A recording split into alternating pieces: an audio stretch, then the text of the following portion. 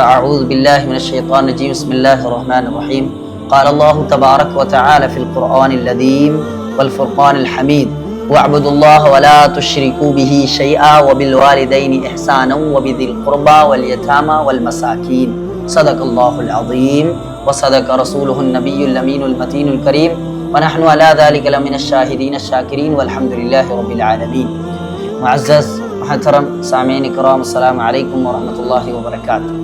حضرات محترم، اللہ تبارک و تعالی نے اپنی عبادت کرنے کا بندے کو حکم دیا اور اس کے ساتھ انسان کے تعلقات کو بھی جوڑ دیا کہ میری عبادت کرنے کے ساتھ ساتھ آپ نے والدین ہیں یا آپ کے رشتہ دار ہیں، مساکین ہیں، غرباء ہیں، یتیم ہیں، ان سے اپنے تعلقات کو بنائے رکھنا ہے، توڑنا نہیں ہے، ان کے مصیبت میں کام آنا ہے، ان کی پریشانیوں میں کام آنا ہے.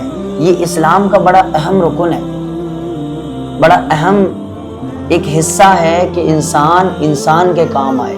انسان اپنے رشتہ داروں سے، اپنے بھائیوں سے، اپنے پڑوسیوں سے اپنے رشتے کو بڑا مضبوط رکھے. اللہ فرماتا ہے کہ لوگوں آپ میری عبادت کرو اور میرے ساتھ کسی کو بھی شریک نہ ٹھہراؤ، اور اگر آپ کے والدین ہیں تو ان کے ساتھ اپنا رشتہ اچھا رکھیں. فرمایا احسان کریں، اور اپنے قرابت والے جو آپ کے قرب و جوار میں رہتے ہیں، پڑوسی ہیں، مساکین ہیں، یتیم ہیں، تو آپ ان کے لیے ہمدرد بنیں، خیر و خواہی بنیں آپ ان کے لیے. یہ قرآن پیغام دیتا ہے. پھر آگے اللہ فرماتا ہے واتقوا اللہ الذی تساءلون بہ والارحام. اللہ فرماتا ہے رشتہ داری جوڑنا یہ اخلاقی کی اہم حصہ ہے. فرمایا کہ اللہ سے ڈرو اور اپنے رشتے کے اپنے جو تعلقات ہے اس کو توڑو نہیں، ورنہ آپ سے پوچھا جائے گا تمہارے رشتہ داروں کے بارے میں کہ رشتہ دار تھے آپ کے، آپ نے کیا کیا ہے. کوئی تھوڑی بات ہو گئی تو ہم نے اپنے رشتے کو ختم کیا. کسی تھوڑی سی بات پہ کسی نے اگر کچھ کہہ دیا تو صبر کریں. رشتے کو قائم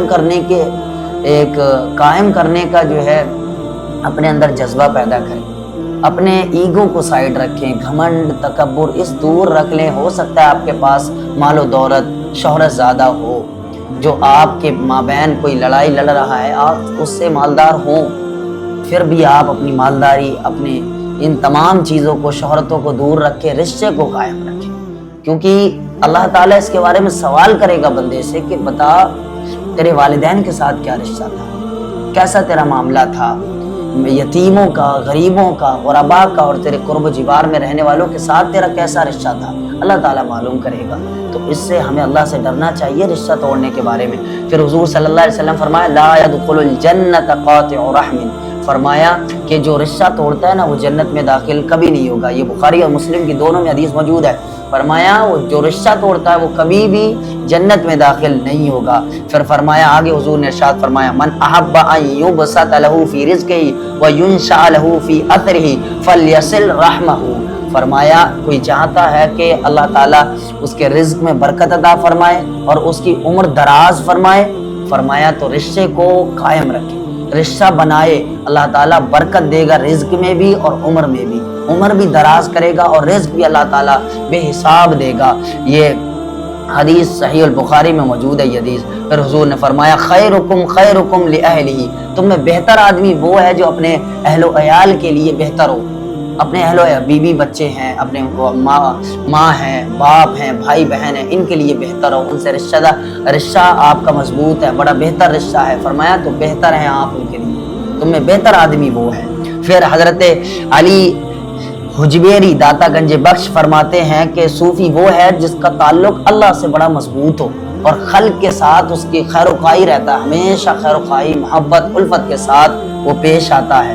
فرمایا پھر حضرت شیخ سعدی شیرازی فرماتے کہتے ہیں انسان وہ ہے جو دوسروں کے کام آتا ہے. انسان وہ ہے جو دوسروں کے کام آئے، ورنہ شکل میں تو درندے بھی انسان سے کم نہیں، انسانی شکل میں درندے بھی انسان سے کم نہیں ہے. تو انسان وہ ہے جو دوسرے کے کام آئے. تو ہمیں ہمیشہ دوسروں کے کام میں، ان کی خیر و خواہی، ان کی مدد میں آنا چاہیے.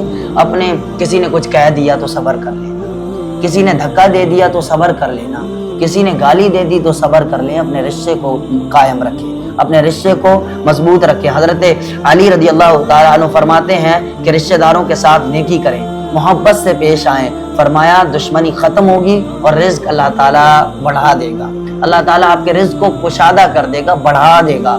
فرمایا اور رزق میں آپ کی برکت ہوگی، آپ کی عمر میں برکت ہوگی۔ یہ پیغام ہے، یہ قرآن کا پیغام ہے کہ ہم اپنے رشتے کو قائم رکھیں، لوگوں سے رشتہ نہ توڑیں بلکہ ان کے ساتھ میل جھول ہمیشہ برقرار رکھیں اپنا، ورنہ اللہ تعالیٰ اس کے بارے میں بندے سے پوچھے گا۔ بندے بتاتے ہیں رشتے بڑے رشتے دے تیرے درمیان، کیا تو نے سب سے رشتہ توڑ لیا؟ شہرت آئی، دولت آئی تو سب کو بھلا دیا تو نے اپنی دولت اور شہرت کے چکر میں؟ تو ایسا نہ کریں۔